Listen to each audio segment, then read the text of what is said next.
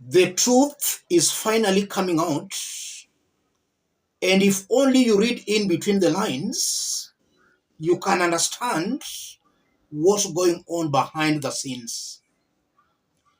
Just months after William Ruto was sworn in as Kenya's president, Fafi Member of Parliament Salah Yakub proposed that Kenya should do away with the presidential term limits.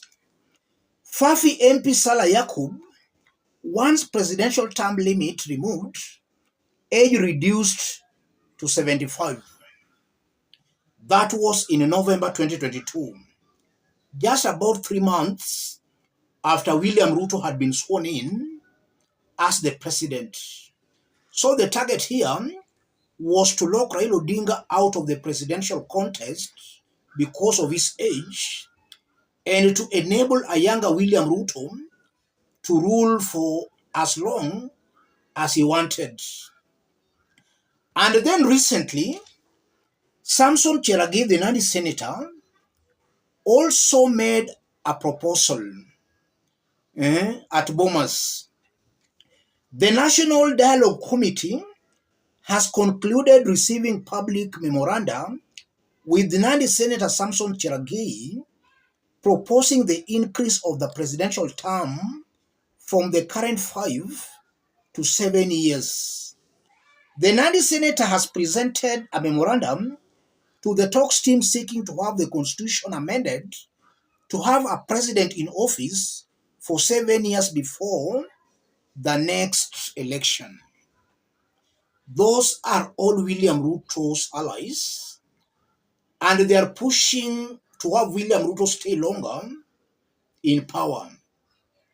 Those are politicians. And now the chorus has moved from the politicians to the business individuals.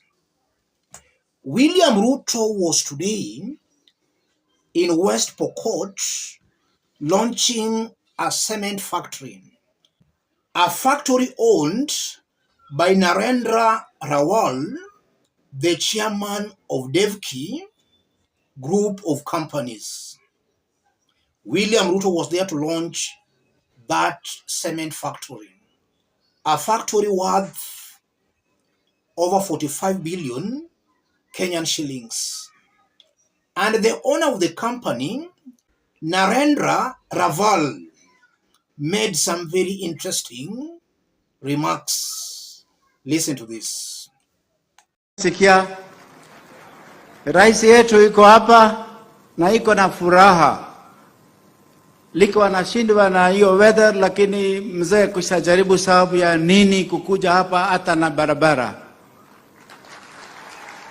He loves us so much, he loves this country so much that especially myself, I have no words to say thank you to him. God gives him 100 years of life. I wish that we have this president for at least for 25 years.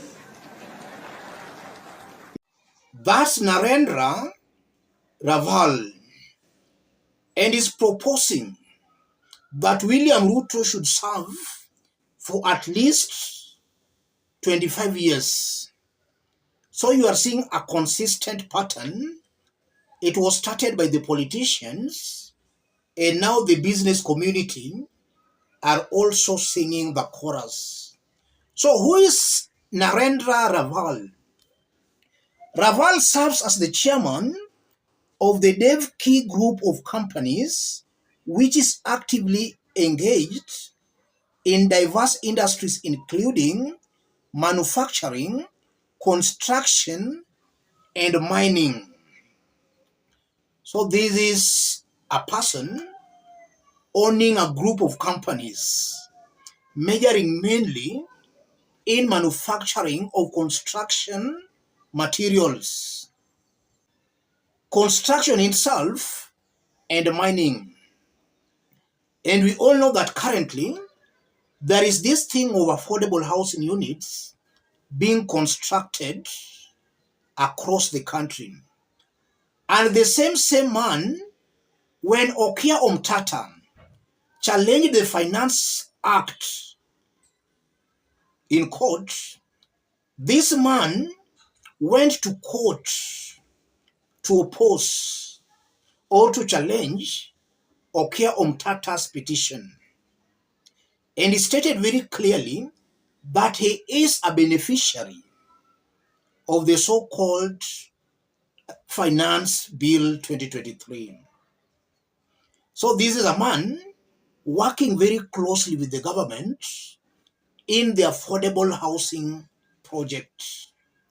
It might be possible he is the person supplying over 90% of the building materials, and it might also be possible that is also involved in the construction of those affordable housing units. That's the man pressing Ruto and wants Ruto to continue, rather to be in power for at least 25 years. And also, before we continue, this man again, Ruto has given this man some appointments. In the under 2 years, he has been the president. President William Ruto has appointed billionaire Narendra Raval as the chairperson of the steering committee tasked with overseeing reforms at the government press. That was last year. So William Ruto appointed this man to oversee the reforms at the government press. In a Gazette notice dated June 23, 2023, the head of public service Felix Koskei said Raval would lead a presidential task force focused on modernizing and transforming the government press into an efficient and commercially viable entity. That was June last year. It's about 2 months and it will be 1 year. So far, nothing has happened. Kenyans are not getting their passports. There are still backlogs at the immigration, and even ID, to get a new ID is becoming a challenge again. So this man has technically done nothing pertaining to what he was appointed to do. And then again, William Ruto appointed this man to lead the National Lottery Task Force. Ruto appoints billionaire Narendra Raval to lead the National Lottery Task Force. President William Ruto has officially appointed billionaire Narendra Raval to lead the task force that will establish the National Lottery. In a Gazette notice dated Friday, February 17, 2023, the head of state noted that the proceeds from the lottery will be used to help the needy.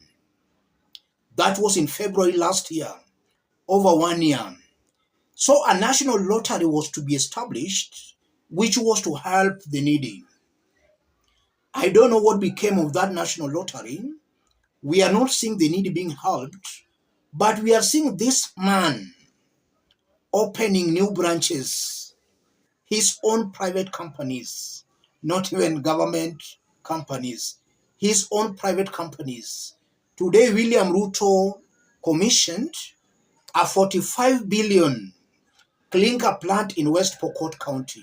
President Ruto to launch shillings 45 billion clinker plant in West Pokot. And Ruto has already launched it, that's today. And then sometimes last year, Ruto to launch Kenya shillings 45 billion DEVKI steel mills in Kwale County. So we are seeing a man opening new branches of his own private companies. The needy are not being helped. What's happening here, ladies and gentlemen? This man who wants Ruto to serve for at least 25 years, this is a very excited dealer who is seriously benefiting from the Kenya Kwanza government. And I'm very sure he might be also serving as a conduit for some corrupt government officials to use their influence in government to make money outside government.